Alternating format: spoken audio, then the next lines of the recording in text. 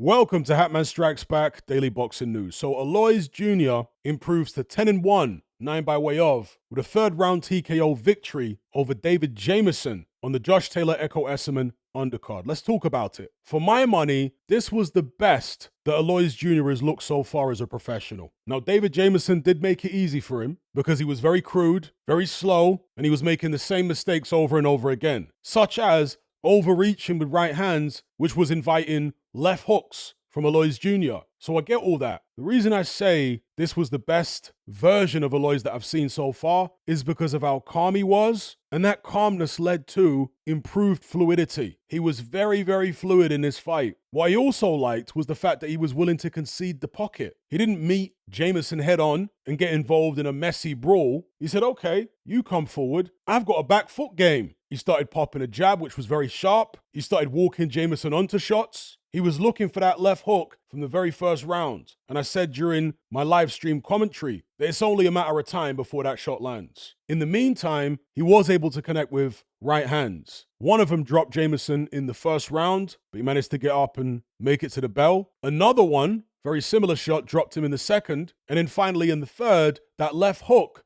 that Aloys had been looking for since round one, connected clean, and down went David Jamieson. And he set it up very cleverly. Aloys started switching the left hook down to the body, and he appeared to hurt Jamieson with it a couple of times. And that prompted Jamieson to start dropping his elbow further down, leaving the right side of his head exposed. And so Aloys, in almost Canelo-esque fashion, or even Maidana against Broner, pump faked David Jamieson. He looked at Jamieson's midriff to make him think he was going to the body again. Jamieson dropped the right hand, and then Aloys came up with a left hook to the head, which put his man down and ended the fight. So again, quality of opposition notwithstanding, Aloys just looked far more fluid and relaxed in this fight than I've seen him before. There were improvements there. His punch variety even was better in this fight than it was when he fought Birardi, for example, last year. Much more creative with his offense here against David Jamieson. Aloys, of course, is only 22 years of age, so you would expect to see improvements. But yeah, I liked his performance. Thought he was good. After the fight, he called out Viddal Riley, who is British Cruiserweight champion. As things stand right now,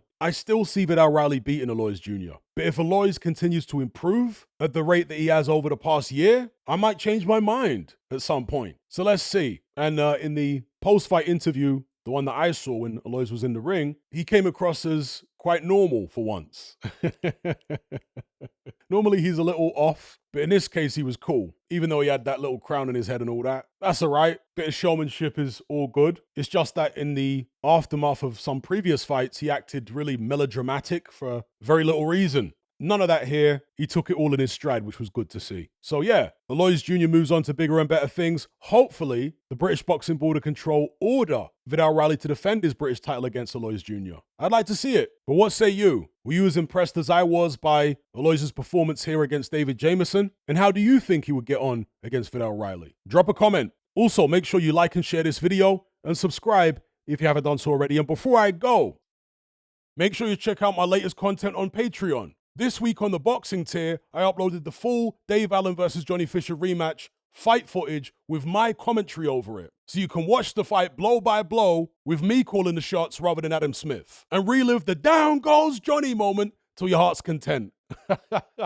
Also on the boxing tier, I uploaded the infamous Kell Brook voice note. It's some guy from Kell Brook's inner circle in a WhatsApp chat group spilling the beans about Kell Brook's alternative lifestyle, giving backstory to a car crash that Kell Brook was involved in back in the days, and the weird events that led up to it. And also, the time when he got shanked in Spain. He explains the backstory behind that. That voice note was never meant to get out, but it did. It was sent to me probably 7 years ago or so by somebody from Sheffield, and it was doing the rounds online for a while, but it's since apparently been scrubbed from everywhere on the internet except for my Patreon page on the boxing tier, the Boxing Brotherhood.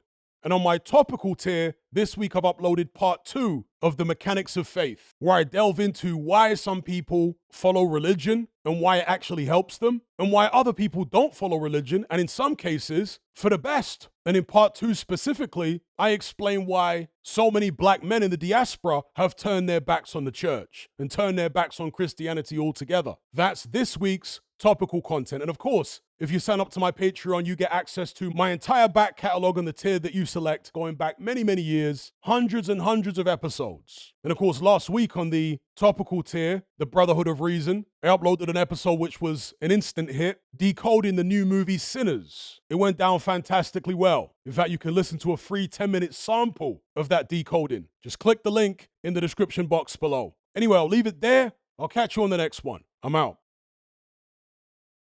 If you want to access this video along with hundreds of hours worth of other exclusive boxing content, as well as our members chat, just head on over to my Patreon page and select the tier called the Boxing Brotherhood. There's no contract, no commitment. You can cancel at any time, just like Netflix, but it's a hell of a lot cheaper. Just download the app from the Play Store or the App Store. All the links are in the description box below. And just a quick money-saving tip for Apple users. If you purchase your Patreon subscription on the desktop site or on Android, then you'll avoid the ridiculous 30% fee that Apple charges for purchases made on the iOS app. So if you're on iPhone or iPad, save yourself some money by buying your subscription on the actual Patreon website or on Android, because it's a lot cheaper. Once you've made that initial purchase, you can then use the Patreon app on your iPhone or iPad thereafter to access and enjoy your content as normal.